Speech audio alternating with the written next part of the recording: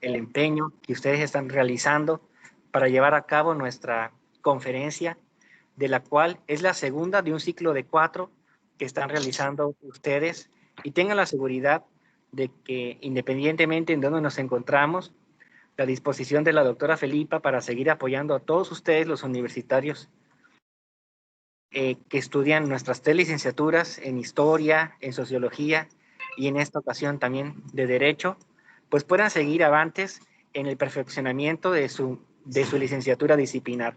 Tengan la seguridad de que están en manos de un excelente doctor que siempre está buscando lo mejor para todos ustedes, y este evento es una muestra de calidad al respecto. Tengan todas las manos adelante, abiertas, para que nosotros podamos seguir apoyándolos y respaldándolos. Adelante, le vamos a ceder la moderación al maestro César Manuel para que presente a tanto al moderador del evento como a nuestro ponente, e informar de que estamos realizando las actividades de grabación correspondientes para luego en su oportunidad subirlo en nuestra página de YouTube. Muchísimas gracias, maestro, por la participación que me dio. Gracias. Muchas gracias, maestro. Bueno, buenas tardes a todos y cada uno de ustedes que han tenido a bien en conectarse para ver y escuchar la conferencia que disertará la alumna Vilma Stephanie Narváez Martínez, y fungirá como moderador Maximiliano Monje de la Cruz, ambos de la materia de Sociología Jurídica de la carrera de licenciatura en Derecho, de la División Académica de Ciencias Sociales y Humanidades de la Universidad Juárez Autónoma de Tabasco, orgullosamente Huchimanes, sobre el trabajo de investigación relativo al breve estudio sociogeográfico sobre la realidad mexicana y parte del territorio tabasqueño. Antes de concederle el uso de la voz a quien fungirá como moderador, deseo expresar una vez más nuestro sincero agradecimiento a la directora Felipa Sánchez Pérez y por supuesto al coordinador de difusión cultural, maestro Juan Carlos de León, al que acabamos de escuchar hace un momento, todo el apoyo y disponibilidad que nos han brindado y nos van a seguir brindando para la realización de estos importantes eventos que son de capital importancia para todos nosotros. Muchas gracias. Tiene el uso de la voz el moderador.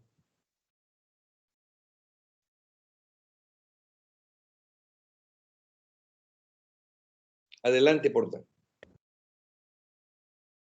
¿Me escuchan todos? ¿Claro? Ok, bueno, nuevamente buenas tardes a todos los docentes presentes, compañeros de la licenciatura de la universidad.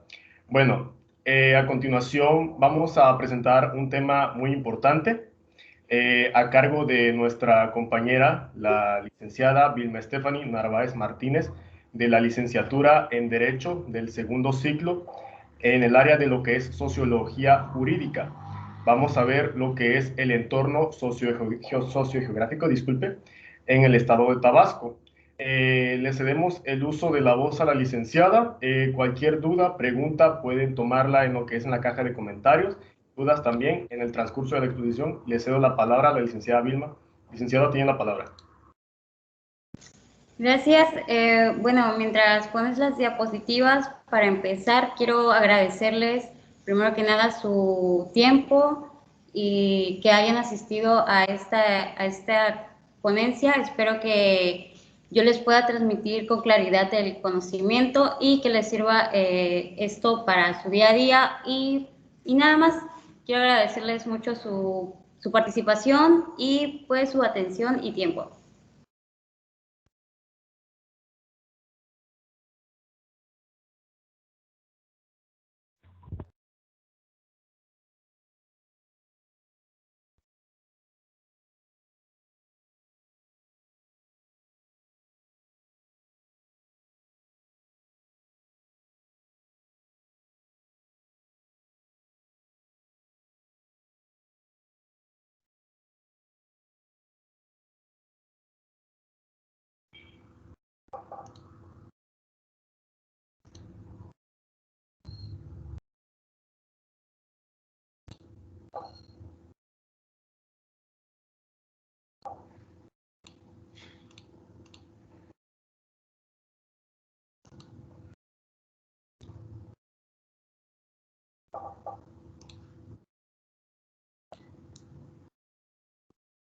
Un momento, por favor.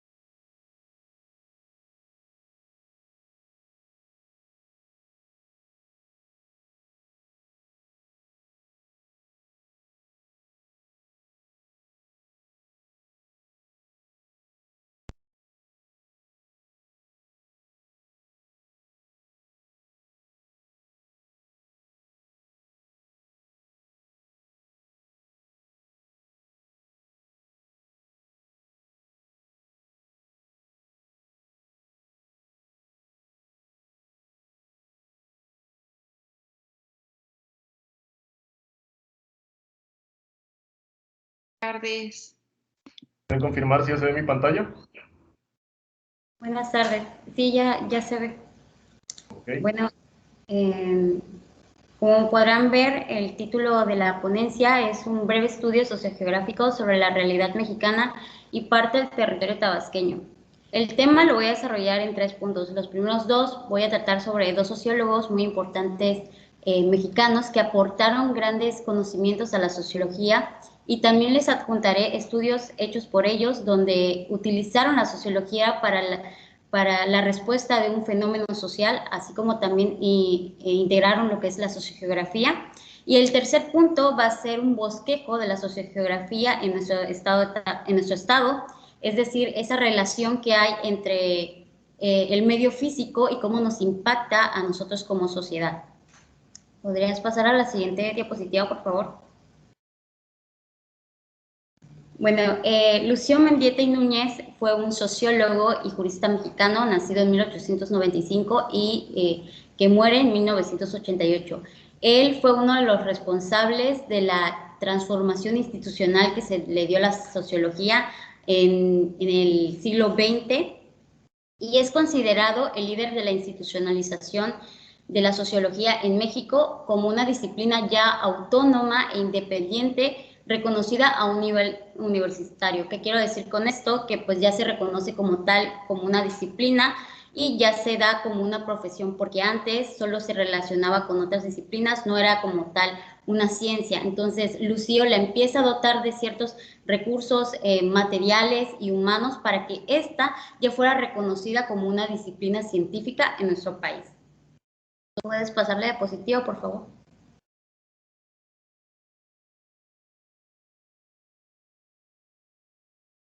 Bueno, como ya les había dicho, él nace en 1895 y muere en 1988. Eso quiere decir que él presenció la Revolución Mexicana, que fue en el año 1910, y lo que a él le dejó profundas marcas, tanto intelectuales como políticas, y este suceso es el que a él le da ese empiezo para identificar los grandes problemas que ocurrían en la nación.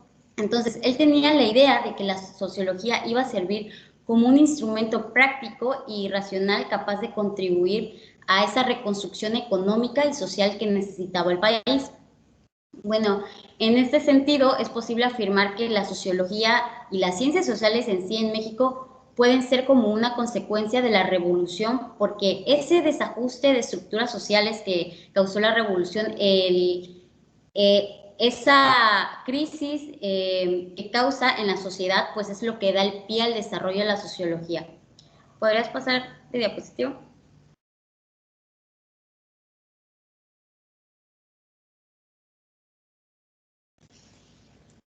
Bueno, entonces, como ya tenemos esta introducción, les voy a ir desarrollando en cómo él empieza a impulsar esta disciplina. Bueno, él empieza a trabajar con el antropólogo Manuel Gamio en la Dirección de Antropología de la Secretaría de Agricultura y Fomento. Aquí el antropólogo Gamio lo que hacía es que se encargaba de estudiar las poblaciones indígenas para que se impulsaran y hubiera un desarrollo e integrarlos a lo que era la civilización contemporánea. En 1936 Lucio Mendieta llega a esta dirección y ya lo ponen como un consejero en el Departamento de Asuntos Indígenas. En estos años, él empieza a construir como una reputación como un experto en derecho agrario, incluso hace su obra El Derecho Agrario en México, que durante mucho tiempo fue una obra de referencia en la formación de los abogados que se orientaban a ese campo. La siguiente diapositiva, por favor. Bueno, él en 1925 se convierte en el editor de la revista Etnos, que fue una revista de las más antiguas que eran especializadas en las ciencias sociales en México, y aquí empieza a hacer lo que es estudios de grupos de población étnica. Empezó a estudiar lo que eran sus características físicas y geográficas. Incluso en su último número de esta revista publicó una pequeña nota que pues llamó la atención de mucha gente, porque Lucio reconocía que si bien los extranjeros eran los que estaban realmente estudiando a estas poblaciones indígenas, los que realmente deberían de importarle este conocimiento científico eran a los políticos del país, porque en el Estado las poblaciones indígenas formaban como un grupo sin coherencia con el resto de la población, y si no había como tal una unificación de raza, pues nunca se iba a poder existir una patria ni nacionalidad. La siguiente diapositiva, por favor.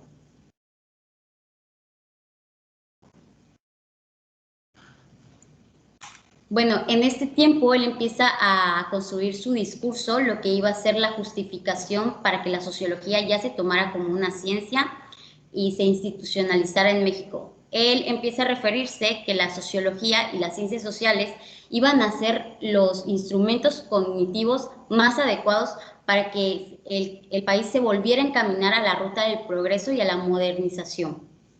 Entonces, a ese discurso le empieza a incorporarle que la universidad necesitaba estar cerca de las demandas del pueblo, necesitaba que en ese periodo lo que se necesitaba era que los jóvenes fueran preparados con valores éticos, morales y justicias. Y él decía que esto se iba a llevar a cabo si se enseñaban las ciencias sociales y se dejara la idea de que solo los privilegiados deberían de tener estos conocimientos. Entonces, entre más conocimientos tuvieran los jóvenes, pues mayor posibilidad iba a tener el país para ese desarrollo como nación. Siguiente diapositiva, por favor. Bueno, él, como ya era considerado un experto en cuestiones étnicas y en derecho agrario, Mendieta es nombrado director en el Instituto de Investigaciones Sociales en 1939, y él empieza esta institución la construye como para que haya investigaciones empíricas de lo que se consideraba aún el principal obstáculo del país, que era la desigualdad étnica. Entonces, Mendieta lo que hace es que funda la segunda herramienta, que sería la Revista Mexicana de Sociología, y esta revista se funda para dar a conocer los resultados de lo que se estudiaba, de lo que se hacía en el Instituto de Investigaciones Sociales. Entonces, con esta revista también empezó a estimular que haya una indagación de la sociología, que se estrechara relaciones no solamente con conocimientos del país, sino también con practicantes de otros países, para que haya pues ese dar y venir de información sociológica tanto de los países extranjeros como de nosotros. Él en sí siempre tuvo como objetivo convencer al gobierno y a la población de que la investigación sociológica iba a ser la base de una nueva política en todo el país.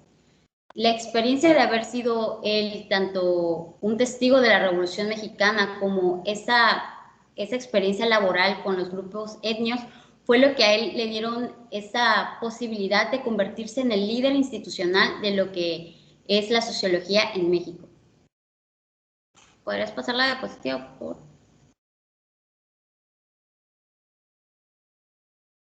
Bueno, ahora les voy a comentar un artículo que Lucio Mendieta publica sobre la sociogeografía.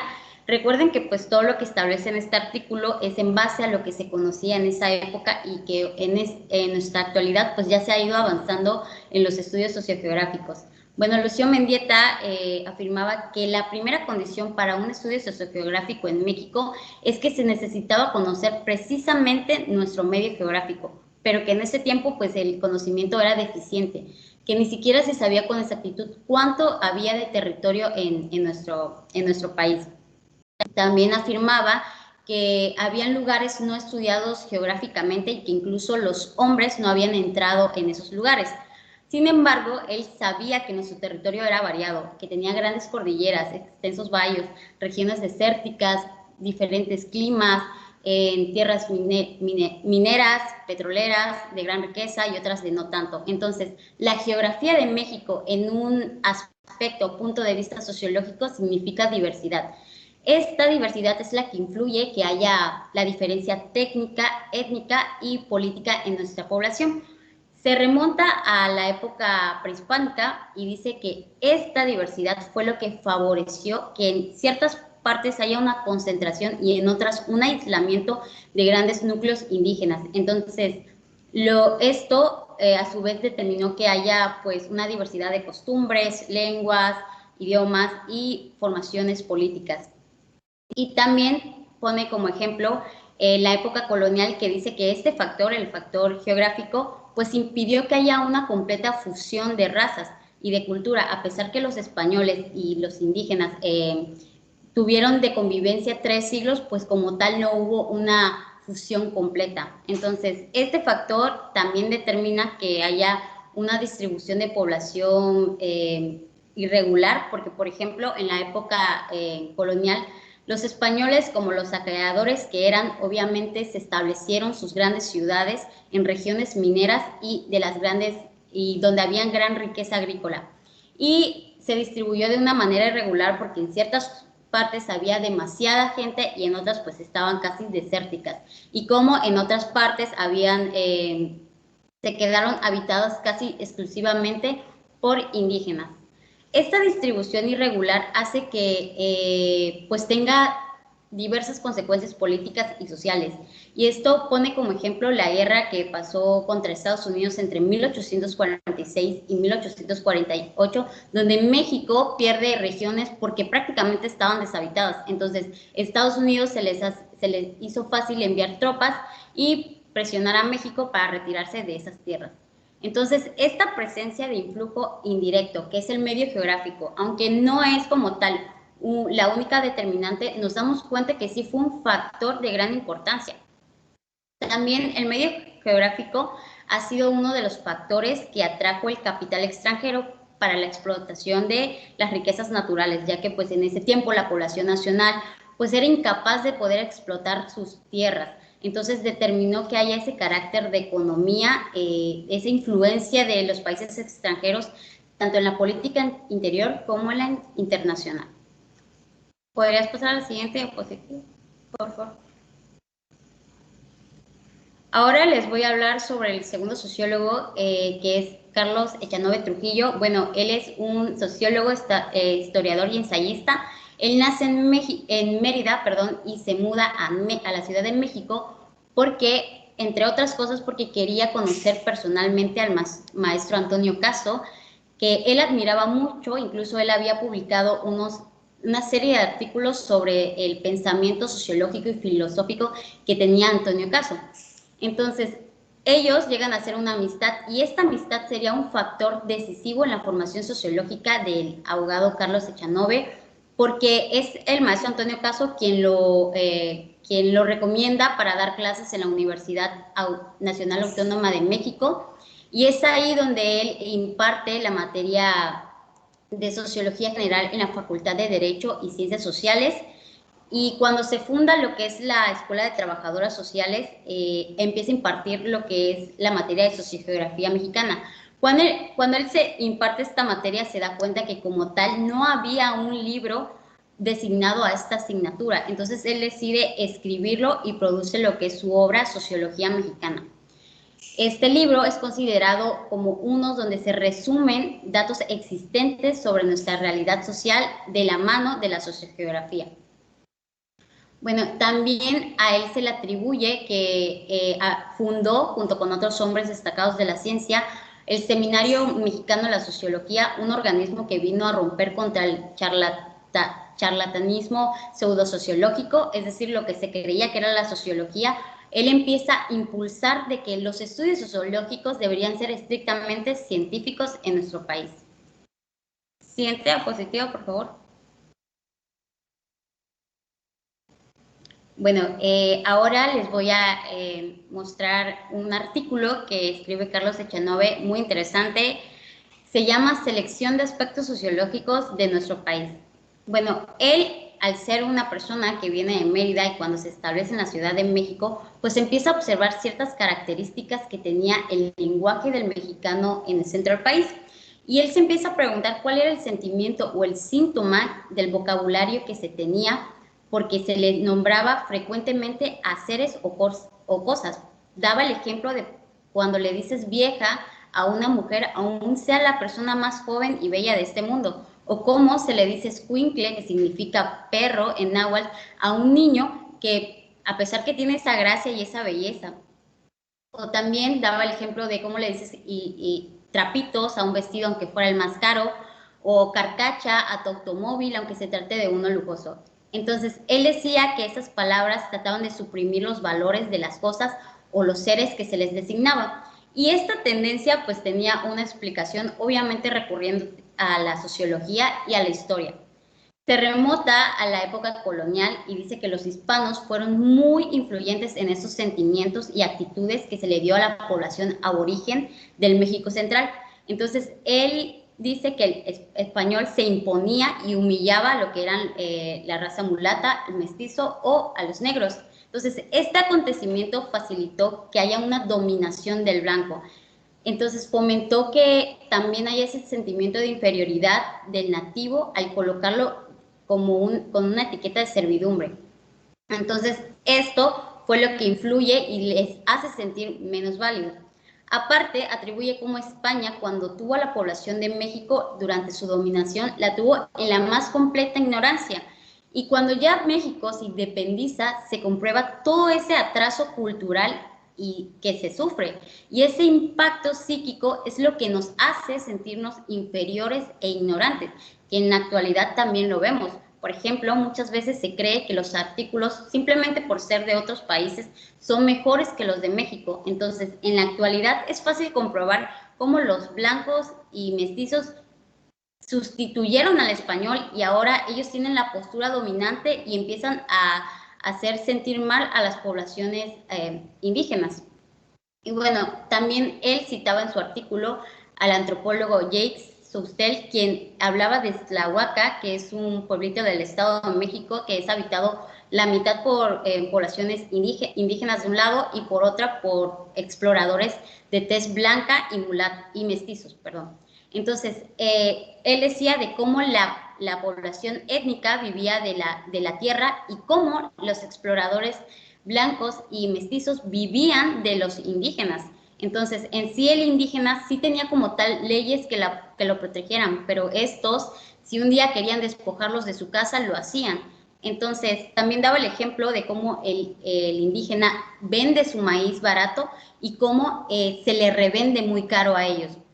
Entonces, esos acontecimientos son los que le dan ese sentimiento de inferioridad, de superioridad, perdón, de los indígenas, porque ellos se dicen llamar la gente de razón simplemente por su eficacia de robarle a estos. Pero a cambio de todo esto, el indígena sí logra de cierta forma vengarse, porque a pesar de que la gente de tez blanca y mestizos se sienten superiores, dentro de ellos hay un sentimiento de automenosprecio y de inferioridad. Es por eso que los blancos y los mestizos siempre pretenden vivir menospreciándose, y también es por eso que todo lo que es internacional nos parece superior y todo lo nuestro, aun cuando no queramos o no lo comparemos, siempre hallamos la manera de automenospreciarlo. Es por esto la explicación de por qué se le dice a una persona, así sea la más joven y bella de las mujeres, vieja, o por qué le dices a tu hijo perro, e incluso un automóvil que te sacrificaste por comprarlo, que pusiste todo su esfuerzo, le puedes llamar una simple carcacha. Siguiente diapositiva, por favor. Ahora les voy a hablar sobre la sociogeografía. Bueno, vamos a hablar sobre esta relación del medio ambiente con la sociedad. Les voy a dar un ejemplo de la sociogeografía en nuestro estado. Primero que nada hay que definir que nuestro estado en sí es una llanura que se formó a través de lluvias y ríos desbordados. Entonces, los ríos más importantes que se constituyen aquí es lo que es el río Usumacinta, y que es el más grande de la República, y el Grijalva. Aparte de ello está el río Tonalá, el Tancuchapa, los pequeños ríos de la Chontalpa y los ríos González. A estos ríos hay que agregarles los numerosos riachuelos y arroyos y lagunas que se esparcen en todo nuestro territorio. Y a pesar de que Tabasco tiene apenas 24,000 kilómetros cuadrados de extensión y se encuentra en el lugar 24 de los 32 estados, o sea, es pequeño, aquí se corre del 28 al 35% de todo el agua superficial de nuestro país.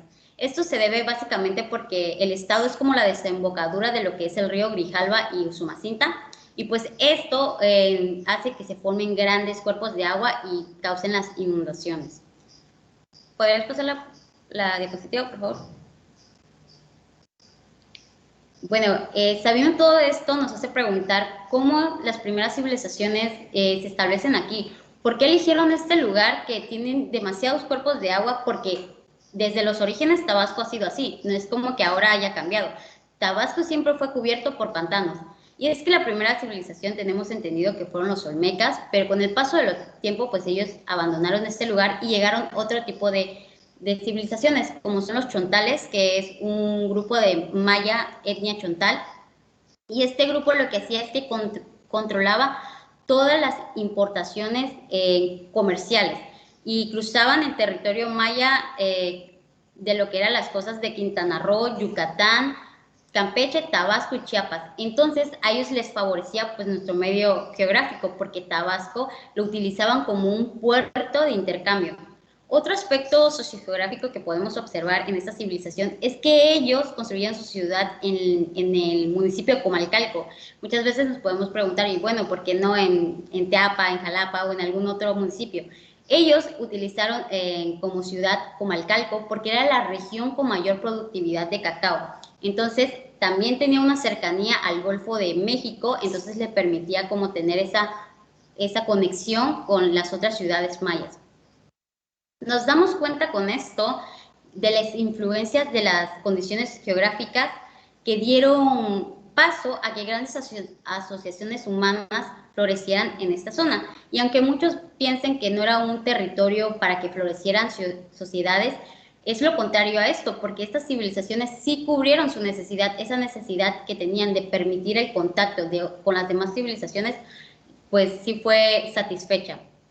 Incluso este agrupamiento podríamos decirle que tiene una tendencia al hidrotropismo social, que es las civilizaciones que buscan lugares cercanos al agua. La siguiente diapositiva, por favor.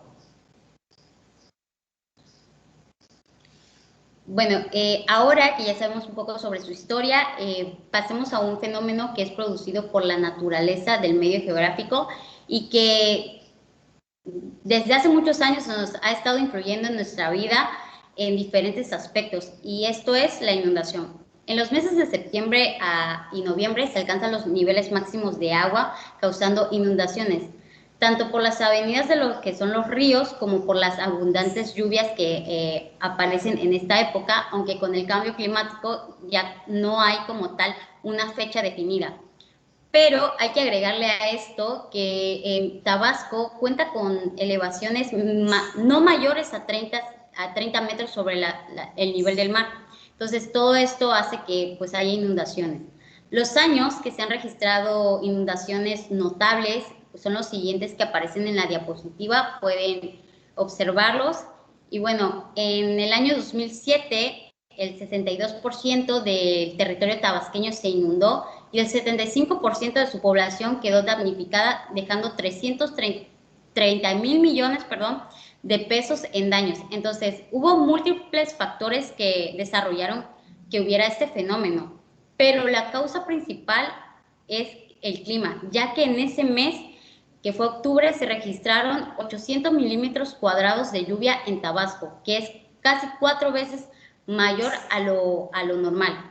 Poniendo una perspectiva o una comparación, eso es lo que llueve en un año en la Ciudad de México y aquí lo llovió en un mes. Siguiente diapositiva, por favor.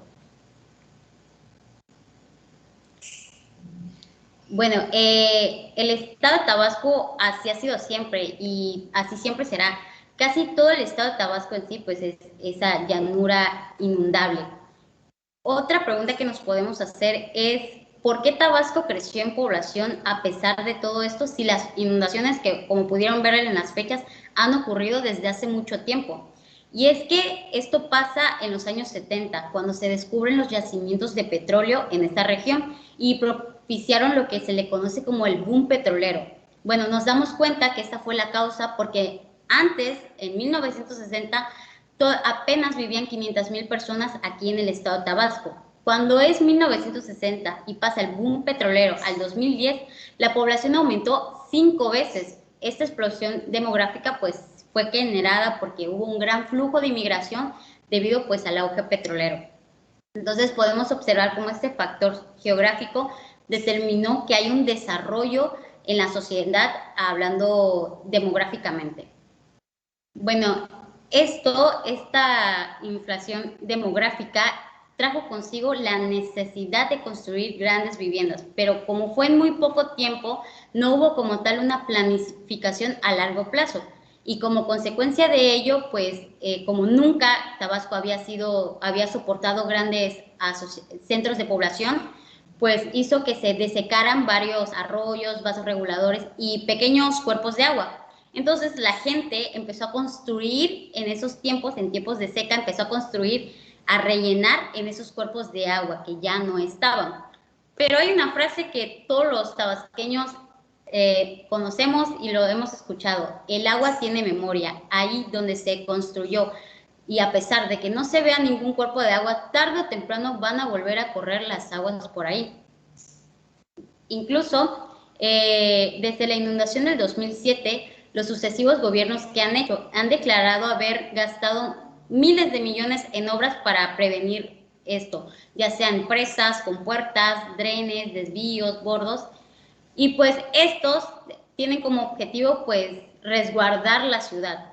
Hay una ley sociogeográfica, se las coloqué en la diapositiva, del filósofo Antonio Caso, y en palabras menos literarias, esta quiere decir que el hombre, aunque busque contrarrestar un fenómeno natural, nunca va a llegar a deslindarse por completo de él, porque incluso los mismos inventos que ingenian, irónicamente, hacen o dan como resultado que haya una consecuencia que afecte más. Y esto pues lo podemos ver en que realmente pues luego las presas o compuertas realmente no han servido como tal de mucho.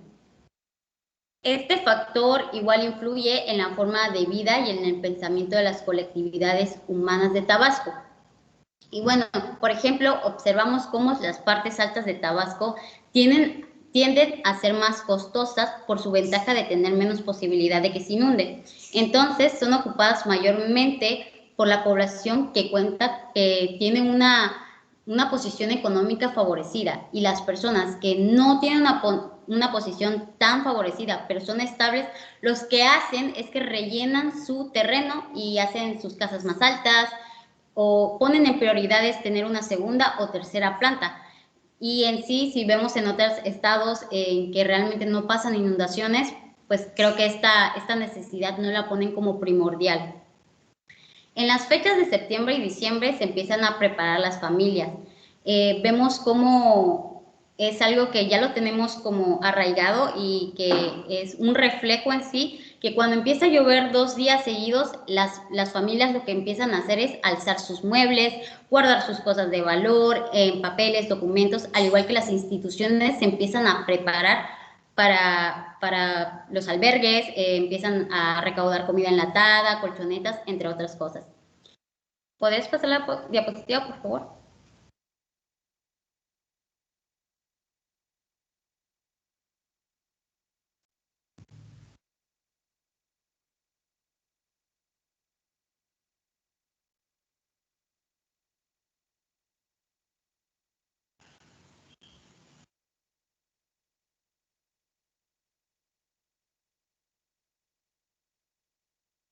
Bueno, creo que estamos teniendo un poquito de problemas con la diapositiva.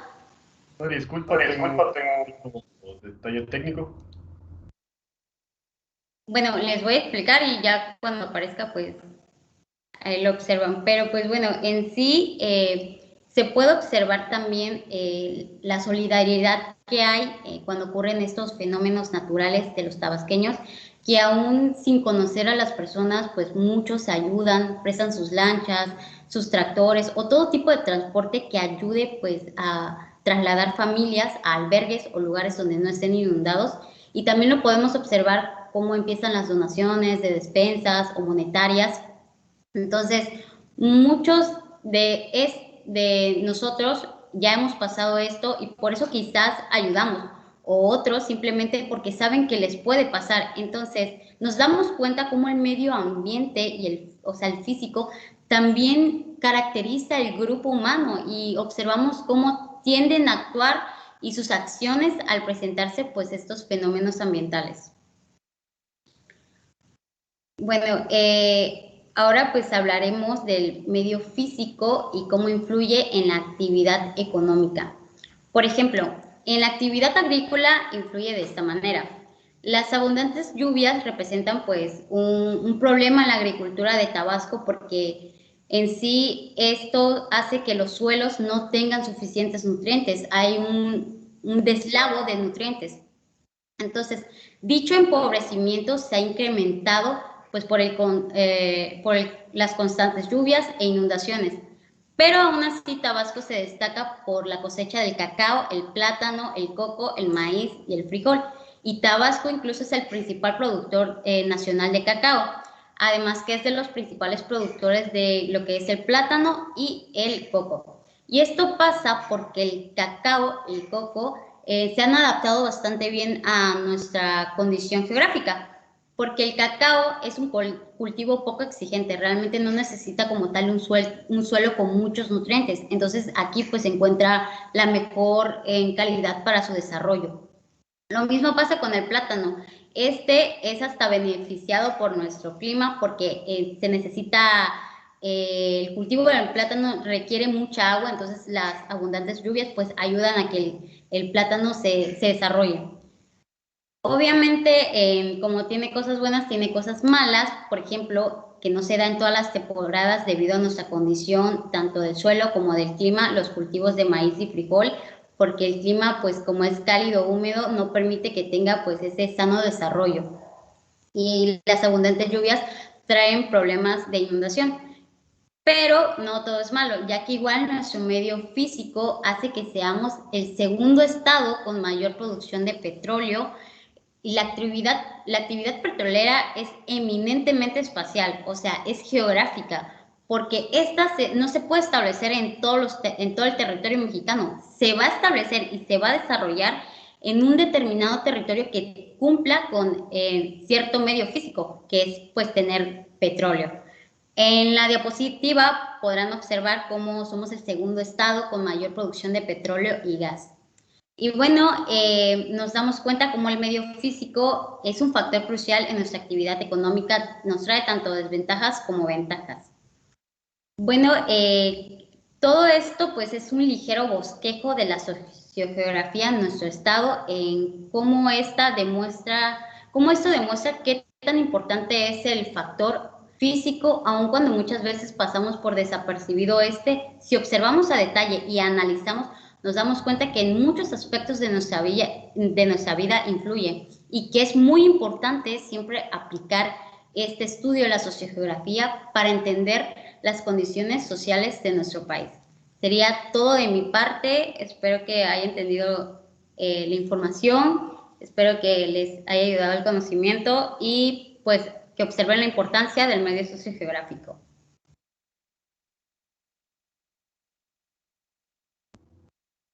Si alguien tiene una pregunta, puede comentarlo en el chat o levantar la mano.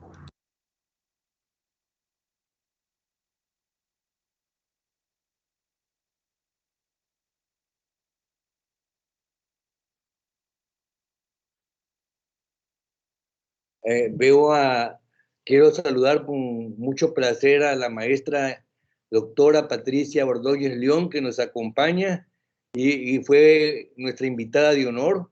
Bienvenida, maestra, mi cariño para ti. Muchas gracias, querido maestro, por la invitación y felicitarle ampliamente porque la exposición ha sido interesante. La sociología es determinante en la construcción de leyes, en la creación de las leyes. Y la sociogeografía que nos acaban de presentar del estado de Tabasco, sin duda, determina y ha marcado las políticas públicas del estado. El convivir con el agua y con las diferentes actividades económicas que tenemos ha detonado y debe detonar la actividad comercial y las diversas actividades en las que nuestro estado puede fortalecer estas políticas públicas. Muchas felicidades, maestro. Tiene usted mi reconocimiento, mi admiración, mi cariño, porque tiene muchos años de impartir esta materia y lo sigue haciendo con entusiasmo, con empatía, con muchas cualidades que permiten que nuestros alumnos de la universidad sientan ese contagio de hacer estas exposiciones tan importantes y valiosas, como que veo que cuidan la ortografía, la presentación, todos esos aspectos que debemos seguir manteniendo los egresados de nuestra universidad para seguirnos colocando. Sabe que le admiro, que le quiero, que fue mi maestro y que estoy con mucho gusto aquí acompañándole, felicitándole y decirles a los alumnos que tienen un excelente maestro. Aprovéchenlo. Muchas gracias. Felicidades a los ponentes y mi cariño para usted, querido maestro. Muchas gracias. Vilma Estefany, yo quiero felicitarte ampliamente. Estuviste magnífica. Para ser una estudiante del segundo semestre de la licenciatura en Derecho, estuviste magnífica. Y yo sé que tú vas a ser una gran profesionista y vas a llegar a triunfar, a como lo hizo la doctora Patricia Ordóñez León, que también sobresalió en esta materia y en muchas más. Por eso es grande. Gracias. Gracias también a ti, Maximiliano. Estuviste también magnífico. Muchísimas gracias por las palabras, profesor.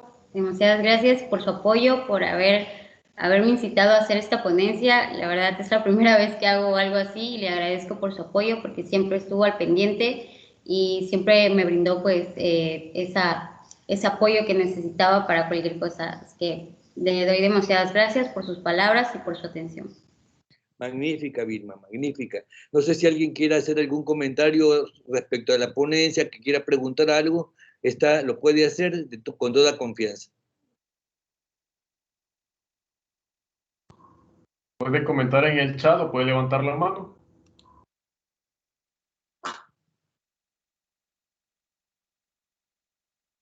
Bueno, pues veo que quedó claro. No hay nada que comentar. Quedó perfectamente clara la exposición y pues les agradezco a todos y cada uno de ustedes su amable presencia y mi cariño para todos y cada uno de ustedes. Muchas gracias. Muchas gracias. Hasta pronto. Muchas gracias, profesor. Bien, siendo las 13 horas con 44 minutos de este día, damos por finalizada la conferencia. A cada uno de los compañeros de la licenciatura, docentes, a nuestro estimado profesor aquí presente, el doctor César Manuel, damos por concluida la conferencia. Muchas gracias. En el chat pueden encontrar lo que es el link para registrar su asistencia. Que tengan una excelente tarde. Hasta luego, Pati. Hasta luego, buenas tardes. Un abrazo. Gracias. Vilma, hasta luego. Maximiliano. Y a todos. Gracias a todos, maestro. Estuvo muy bonito. Me alegra que haya sido de provecho y que haya sido fructífero. Hasta luego. Nos vemos en clase mañana. Hasta luego, profe. Hasta luego. Hasta mañana, excelente, hasta luego. Bye bye, que tenga un lindo día.